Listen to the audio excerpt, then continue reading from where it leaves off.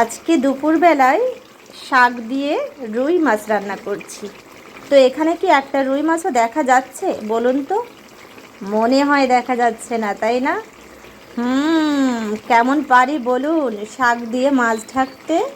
লোকে বলে শাক দিয়ে নাকি মাছ ঢাকা যায় না। ধুরো, এই দেখুন তো কেমন ঢেকে দিয়েছি। এখানে কিন্তু 5টা না 6টা মাছ আছে, 6 পিস মাছ আছে।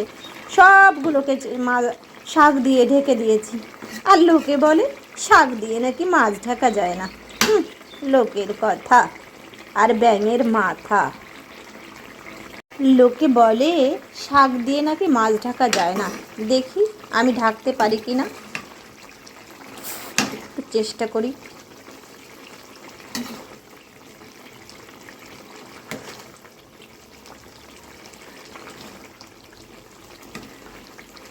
এই তো ঢেকে ফেলেছি। কি মজা কি মজা। আসলে লোকে তাহলে মিথ্যা কথা বলে। দেখুন তো, শাক দিয়ে বলে মাছ ঢাকা যায় না। আমি তো সব শাক দিয়ে আমার মাছগুলোকে ঢেকে ফেলেছি। কেমন হয়েছে বন্ধুরা? অবশ্যই জানাবেন। আপনারা কি এরকম পারেন শাক দিয়ে মাছ ঢাকতে?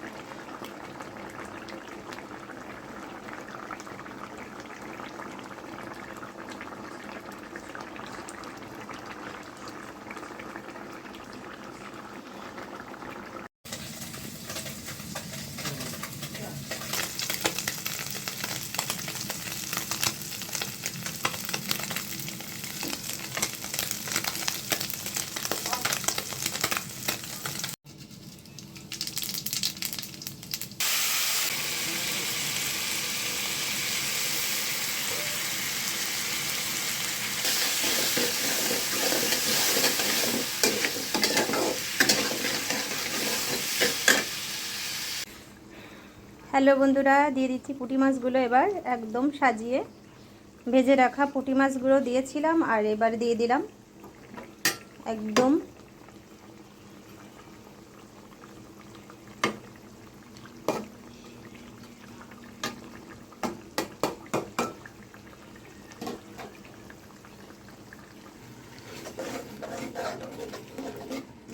এগুলো আমাদের নিজেদের লাগানো টমেটো।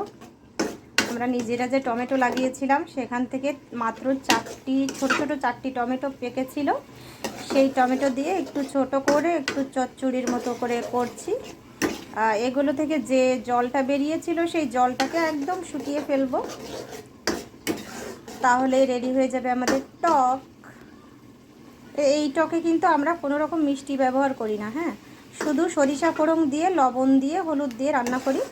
টমেটোগুলো কিন্তু সুন্দর রং ছিল, লাল টকটকে ছিল। দেখুন টকটার কালারটা কিন্তু সুন্দর এসেছে।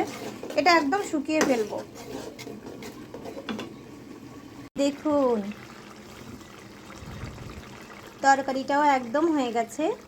পুঁটি মাছ, এটা হচ্ছে কোড়ে পুঁটি বলে, যেটা হচ্ছে আমাদের বিলে পাওয়া যায়। একদম বিলের পুঁটি আর শশা। জানি না খেতে কতটা ভালো হয়েছে, তবে দেখতে তো খুবই সুন্দর হয়েছে। মনে হয় খেতেও খুব ভালো লাগবে। এরকম ছোট মাছের পাতলা ঝোল কিন্তু খুবই ভালো লাগে আমার। তো এই যে আমার মাছটাও রেডি হয়ে গেল। সবাই বলবেন কেমন হয়েছে 2টা রেসিপি।